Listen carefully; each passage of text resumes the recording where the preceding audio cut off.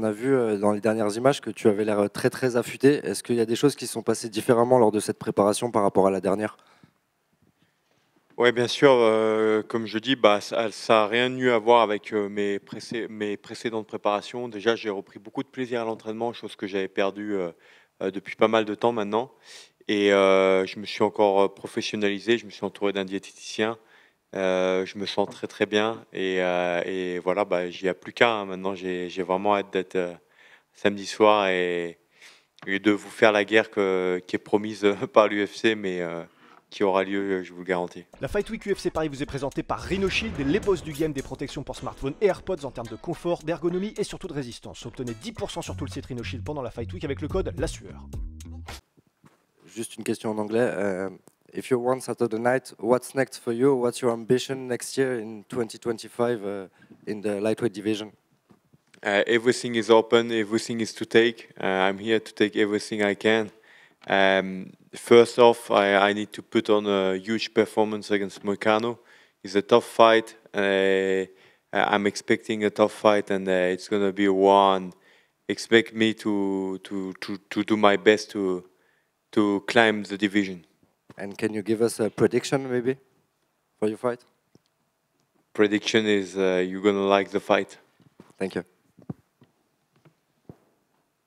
Benoît, j'ai des questions du chat Twitch d'RMC Sport. Pareil, pour rebondir sur la condition physique, tu parais très très très affûté. Est-ce qu'on peut s'attendre à des changements dans la manière de combattre ou on va être sur la stratégie BSD qu'on connaît bien? Alors, on ne change pas l'ADN d'un combattant du jour au lendemain. Maintenant, on peut s'attendre à beaucoup d'ajustements, des ajustements importants. Maintenant, un combattant engagé et généreux, ça je le serai toujours. Mais vous pouvez vous attendre à pas mal de précisions supplémentaires et de choses. Voilà. En tout cas, j'ai hâte de vous montrer un peu tout ce qui a été travaillé. En un camp d'entraînement, c'est jamais facile de réajuster pas mal de paramètres, mais on a fait un bon boulot. Je suis fier du boulot de l'équipe et il n'y a plus qu'à. Et justement, toi qui as bâti ton succès à l'UFC avec cette hyperactivité entre les combats, qu'est-ce que ça fait maintenant de prendre vraiment de grandes pauses entre les combats pour de très gros combats? Bah, ça m'était déjà arrivé avec le Covid. Le Covid, malheureusement, avait mis un peu la carrière de tout le monde en pause, entre guillemets, hein. Et donc, bah, c'est dur pour un combattant parce qu'il veut être actif. Et à la fois, ça fait du bien à la santé mentale parce que ça permet des fois de se reposer, de réfléchir à des choses et de prendre du temps pour sa famille. Et dernière question pour moi. On sait que tu as l'habitude de très beaux discours et de très beaux call-outs après les victoires, notamment à Paris. Est-ce qu'il y a déjà des noms en tête, un plan pour toi précis si tu bats Moicano? Alors, j'ai la chance d'avoir un super manager et moi, mon boulot, c'est de vous donner un combat très engagé et samedi qui donne envie en fait à l'UFC de me donner plus. Et pour ça, c'est à moi de faire une bonne prestation samedi soir. Merci. Benoit, couple of questions in English for the international media. So, as you said before, so you're famous for your call-outs. Any plans already? And if you can answer in English for this question, please. Like I said, it's very open, but all I need is to do great performance on Saturday night, and I have a great manager. He's taking care of it. My job as a fighter is to go out there and to put on the fight everybody is expecting, and to make it go my way, and we will see from there. And for this question as well, if we could get the answer in English. So, new team, same Benoit. What can we expect from you this Saturday night? Nothing is really new, you know. My team is the same. We had just small changes, and all you can expect is a lot of precision where it was lacking, and more professionalism and more experience, Benoit. And last one for me in English. So what does it mean for you to be main event here in Paris? A dream come true, or is it just a natural progression path for you in your career? No, it's an honor and a privilege to represent my country with my fellow countrymen. It's a huge honor. I'm really grateful for this occasion, and I'm ready to give it all inside the octagon. Thank you. Bonjour Benoît, Yoann Lecos pour Eurosport. On a beaucoup parlé de ton infection au staphylocoque à ton dernier combat contre Poirier, tu es beaucoup revenu dessus. Est-ce que c'est quelque chose que tu crains dans ton camp d'entraînement, maintenant que tu arrives à la fin peut-être moins, mais pendant que tu as craint pendant ton camp d'entraînement, est-ce que tu as mis des mesures en place d'hygiène ou quoi que ce soit pour faire barrière à une nouvelle infection? La difficulté, en fait, c'est que c'est un sport qui est de plus en plus populaire, donc il y a de plus en plus de gens qui veulent pratiquer. Et c'est le travail qui a été bien fait. Tous les gérants maintenant des salles essayent au maximum de protéger les gens avec le nettoyage. Malheureusement, c'est un truc qu'il faut tout le temps surveiller. C'est un paramètre supplémentaire. La popularité de ce sport fait qu'il y a de plus en plus de passages dans toutes les salles. Et ça fait qu'il faut être vigilant. Et bien sûr, ouais, faut être très vigilant parce que moi, ça change ma vie d'être bien le jour J. Pour certaines personnes, ça change rien, mais de passer une semaine sous antibiotiques et de rien faire, pour quelqu'un qui a un combat important ou qui est professionnel dans le milieu du sport, ça peut changer sa vie. Donc il faut, et bien sûr, c'est un paramètre en plus. Et je rebondis juste rapidement sur la popularité nouvelle avec de plus en plus de pratiquants dont tu parles justement. Il y a on parle beaucoup dans les MMA, dans les MMA amateurs notamment et dans les salles, du fait qu'il y a de plus en plus de cas de staphylocoque. Est-ce que c'est quelque chose que toi tu as observé parmi les gars avec qui tu t'entraînes ou même pas forcément? Comme je le dis, hein, il y a plus de monde, plus de passages. Donc oui, c'est quelque chose qui a été. Je pense que c'est quelque chose qui est de plus en plus courant. Et donc il faut y faire attention. Et il y a une prise de conscience, je pense, collective qui se fait là-dessus dans le monde des sports de combat. Et voilà, on va voir comment ça va évoluer, mais c'est sûr que c'est pas un truc agréable. Merci. Benoit, right here. Emil Sardarian from Stand 'Em Up. I see you train a lot of Muay Thai with a new trainer as well. Has that been a big focus point in your camp? Yeah, I have the same crew as usual,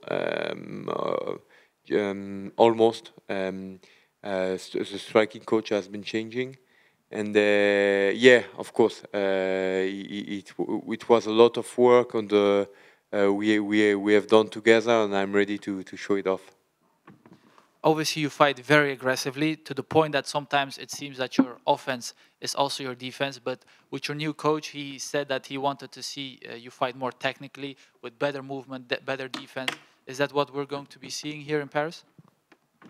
Of course, what we want is the same fighter with a bit more of responsibility defensively.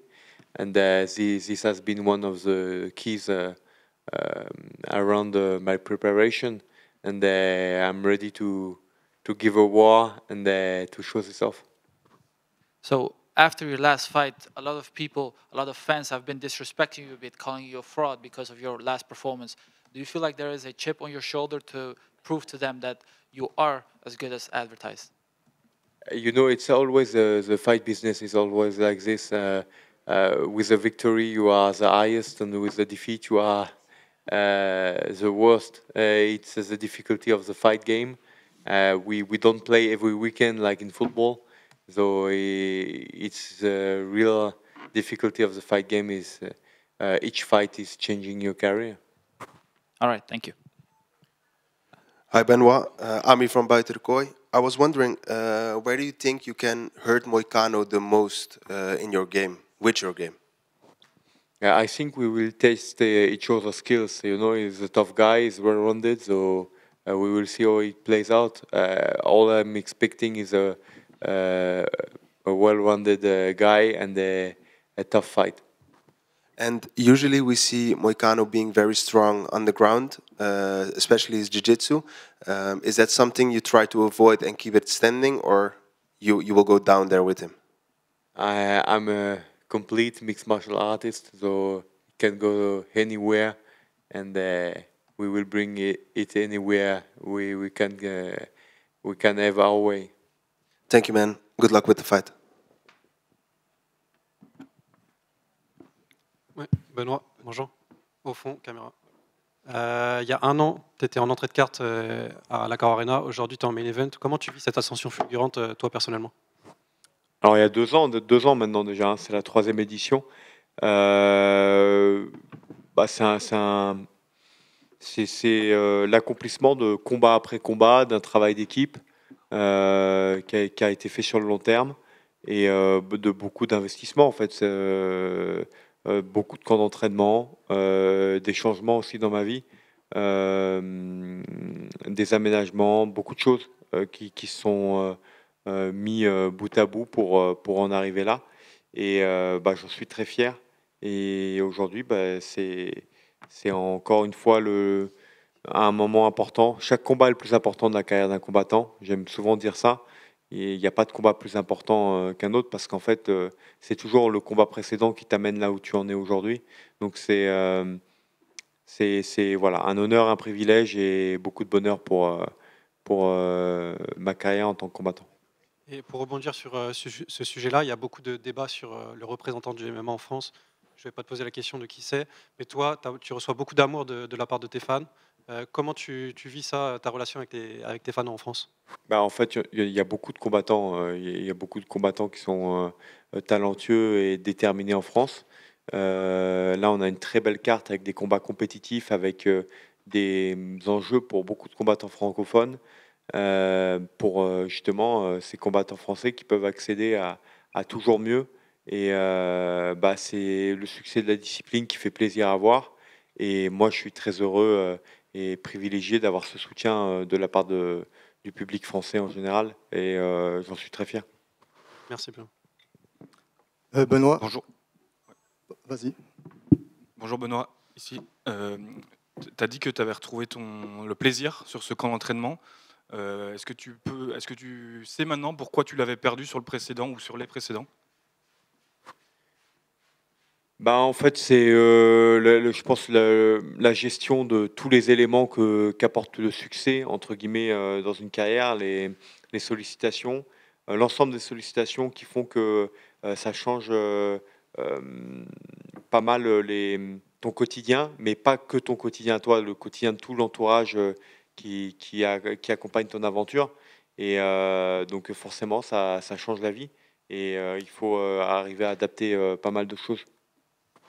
Et qu'est-ce que tu as changé justement, qu'est-ce que tu as adapté? Bah, vous allez le voir samedi, beaucoup de choses. Bonjour Benoît, Olivier pour Boxmag. Je voulais que tu reviennes un peu avec nous sur ton combat contre Dustin Poirier, savoir comment tu avais géré entre guillemets intérieurement, comment ça s'était passé le combat, et qu'est-ce que tu en avais retenu? Est-ce que tu avais noté en toi des points faibles, et est-ce que par exemple tu t'étais rendu compte qu'il y avait des combattants qui étaient vraiment très forts? Non, déjà, je me suis rendu compte qu'il faut sous-estimer personne et qu'il faut surtout arriver prêt au combat à 100% et que je trouvais que c'était un manque de respect d'annuler comme de prendre le combat dans l'état dans lequel j'étais. Donc, dans tous les cas, j'étais un petit peu dans une situation de dilemme, mais les défaites font toujours rebondir et remettre pas mal de choses en question. On parle de responsabilité défensive. Même à 100%, peut-être qu'au 3e ou au 4e round, j'aurais été dans le même état que j'étais très très rapidement dans ce combat. On ne sait pas en fait, et ça me prépare pour le futur parce que je sais qu'il y a des choses à corriger et on a travaillé dessus. Et voilà, donc c'est ça. Après, ce qui était frustrant, c'est que par exemple un combat contre Eliseu que je perds à la décision, j'étais quand même fier de ce combat parce qu'à ce moment-là, mon niveau en MMA que j'avais après 2 ans et demi de pratique était là où il était. Dans une catégorie qui n'était pas la mienne et le combat m'a quand même rempli de fierté parce que j'étais à 100% ce jour-là et j'ai pu aller au bout de moi-même.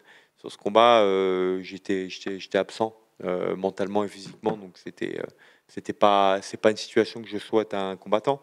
Je pense que c'est un sport qui est très dur et donc il faut être solide et bien dans sa tête et quelque part être dans le bonheur de l'accomplissement du chemin qui t'amène au combat jusqu'au combat pour justement performer. D'accord, merci. Benoit here. Last time you fought in Paris, you had a great performance against Thiago Moises, and Saturday night you'll be main eventing here in Paris. Does that bring more pressure to you to fight in France? No, but a lot more pleasure. A lot more pleasure because it's easier for us, you know. We are here. It's our country. We don't have the jet lag like we have in the US. We take our time. You have the French media that is around you. You have the French people that are cheering for you. Easier for them to get tickets. Of course, it was sold out very fast, but it's easier for them to get there. It's just more kind of a family moment. And last one for me. So obviously before your fight with Poirier, you had a 5-fight win streak, 5 finishes in a row. Then obviously you don't have the performance you want against Poirier. How did you bounce back from that mentally? After winning 5 in a row, 5 finishes, and then having a loss? Yeah, it's always hard. It's always hard to bounce back, but it was a lot of work after this, a lot of questions that I had to answer, what I wanted for the future, and a lot of changes to, you know, to get back to taking a lot of pleasure in what I'm doing, and it was also the accumulation of having so many success so fast. Me and everybody that is surrounding the adventure of as a fighter, it was difficult for them to absorb this fast, and it did us good to have sometimes to readjust a lot of stuff. Bonjour Benoît, Lorenzo pour Actu MMA. Donc là, tu vas affronter Moïcano. C'est un combattant qui a quand même pas mal d'expérience. Il a affronté quand même des grands noms à l'UFC. Est-ce que tu dirais que c'est cette expérience qui fait sa plus grande force? Oui, c'est un combattant qui est complet, qui a beaucoup d'expérience. Il a perdu que contre des anciens champions ou des top 10, top 5. Donc c'est un gros test. Et c'est ce que j'attends de ce combat, c'est de prouver ma place et d'être testé. Et j'en suis convaincu, ça va être un beau combat.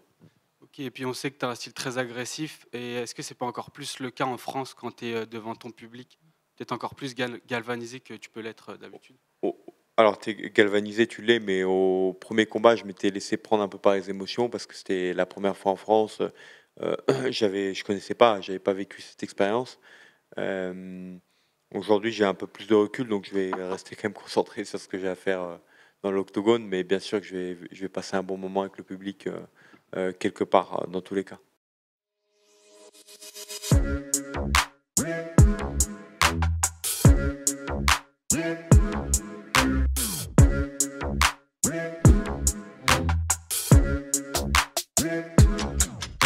I'm fucking coming for you!